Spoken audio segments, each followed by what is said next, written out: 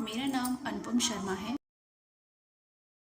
मेरी शैक्षिक योग्यता एमएससी बीएड है। मैं संविलन विद्यालय मामनखुर्द विकास क्षेत्र बुलंदशहर में विज्ञान शिक्षिका के पद पर कार्यरत हूँ। विद्यालय में मेरा अभी तक का 5 वर्ष का अनुभव रहा है। प्रारंभ में जैसा कि जो साइंस सब्जेक्ट होता है वो गतिविधि और प्रयोगात्मक तरीके से पढ़ाने वाला सब्जेक्ट होता है। तो अपने विद्यालय में मैं साइंस को इसी तरीके से पढ़ाती हूँ।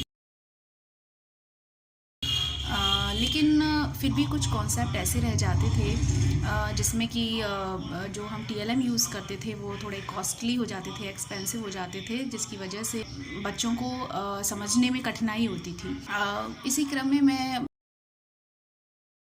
अरविंदो सोसाइटी के ZIIEI कार्यक्रम में से जुड़ी और उसमें मुझे पता चला कि शून्य निवेश नवाचार के द्वारा हम बच्चों को बिना कुछ खर्चा किए बहुत ही इजी टीएलएम बनाकर और अपने आसपास ही जो चीज़ें होती हैं उन्हीं को इकट्ठा करके आप उनसे कोई टीएलएम बना के बहुत ही आसानी से बच्चे को समझा सकते हैं। जैसे कि जब मैं बच्चों को दोलन गति पढ़ाती हूँ या गति के प्रकार समझाने होते हैं तो लकड़ी का ही हम लोग एक स्टैंड बनाया हमने बच्चों के साथ मिलके और उससे हमने बच्चे को दोलन गति, आवर्त गति, आवर्त काल और इस तरीके कॉन्सेप्ट क्लियर किए।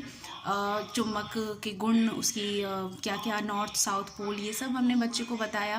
तो बहुत ही आसानी से बच्चे समझ गए इस चीज़ को। आवेश जब मैंने पढ़ाया तो बलून और कंघे का यूज़ करके बहुत ही आसानी से बच्चे आवेश को समझ गए। तो कहने का मतलब ये है कि अब हम जब भी कोई भी साइंस का कॉन्सेप्ट पढ़ाते हैं तो हमारा दृष्टिकोण ये हो जाता है कि हम अपने आसपास कोई जो चीज़ें हैं उनको इकट्ठा करके भी इस चीज़ को कितने ईजी तरीके से बच्चे को ये कॉन्सेप्ट क्लियर करा सकते हैं। तो अरविंदो सोसाइटी के जो ZIIEI कार्यक्रम के प्रशिक्षण के बाद मैंने बहुत सारी गतिविधियां जानी और उसका उपयोग मैंने अपनी शिक्षण अधिगम प्रक्रिया में किया विद्यालय में और टीएलएम बनाए, जिससे कि बच्चे साइंस सब्जेक्ट को पढ़ने में बहुत ही इंटरेस्ट लेते हैं। और अच्छा, एक चीज़ और है कि अभी जब भी हम कोई टीएलएम बना के ना क्लास में एंटर करते हैं तो बच्चे बहुत ही खुश हो जाते हैं और उनका पहला प्रश्न यही होता है कि मैम आज कौन सी आप गतिविधि कराएंगे, आज क्या टॉपिक हम पढ़ेंगे। तो जो साइंस का मोटिव होता है कि बच्चों में जिज्ञासा या उत्सुकता पैदा करना, वो एक दृष्टिकोण उनमें पैदा हो जाता है और बहुत ही आसानी से, बहुत ही अच्छे तरीके से बच्चे उसको समझ रहे हैं। तो इसके वर्तमान में जैसा कि हम देख रहे हैं कि कोरोना काल चल रहा है और उसमें बच्चों की पढ़ाई बाधित ना हो इसके लिए हम सभी ऑनलाइन कक्षाएं संचालित कर ही रहे हैं। तो इसी संदर्भ में अजय सर और दीपक सर के द्वारा हमारे वेबिनार आयोजित की जाती हैं जिससे हम जुड़े हुए हैं। इनोवेटिव पाठशाला ऐप के विषय में बताया, जो कि बहुत ही अच्छा एक ऐप है, वो उसको मैंने डाउनलोड भी किया है। इसमें एक ही विषय को बहुत सारी गतिविधियों के आधार पे मतलब पढ़ा सकते हैं हम। और दीपक सर ने हमको बहुत ही अच्छे तरीके से ब्लूम टैक्सोनॉमी के आधार पे रिमेम्बरिंग, अंडरस्टैंडिंग, अप्लाइंग, ये सारे तरीके के स्टेप बाय स्टेप समझाया है। और उन्होंने ग्रिड गेम, सांप सीढ़ी और इकाई दहाई सैकड़ा का जो संख्याओं का ज्ञान है, तो मतलब टॉपिक लेकर उसको किन विभिन्न गतिविधियों से हम कैसे बच्चे को एक्सप्लेन कर सकते हैं, तो ये सब हमारे साथ साझा किया,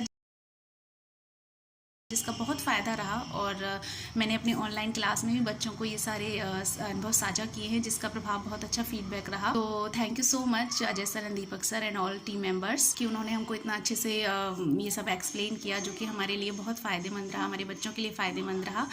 इसके अलावा ग्रिड गेम, सांप सीढ़ी, तंबोला और अच्छा, एक गृह कार्य भी एक बहुत ही अच्छे तरीके से उन्होंने बताया कि जब हम बच्चों को गृह कार्य भी देते हैं तो वो भी परिवेश से आधारित आप दे सकते हैं। जब संख्याएं हमारा टॉपिक चल रहा है तो उसमें आप जब होमवर्क दें बच्चे को तो फैमिली मेम्बर्स की डेट ऑफ बर्थ से रिलेटेड बच्चे स्टडी करेंगे, ऐसा कार्य दे सकते हैं। तो बहुत ही अच्छा अनुभव रहा इस चीज़ का। तो थैंक यू ZIIEI कार्यक्रम and for your support and encouragement. Thank you so much.